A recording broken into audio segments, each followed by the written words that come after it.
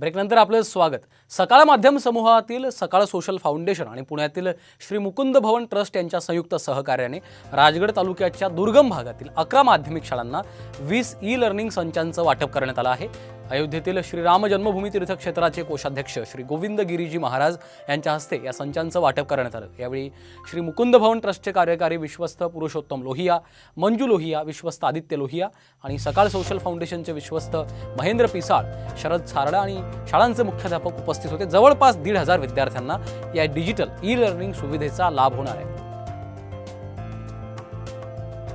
अशा संतांच्या पादुकांचं पूजन करणं, दर्शन करणं हा एक अत्यंत मोठा प्रेरणेचा उपक्रम आहे आणि म्हणून या उपक्रमाबद्दल मी श्री मुकुंद लोहिया प्रतिष्ठान, फाउंडेशन आणि सकाळ वर्गाचं सर्वांचं मनोभावे अभिनंदन करतो. आपण या उपक्रमावरती ठाम रहा, पुढे चालत रहा.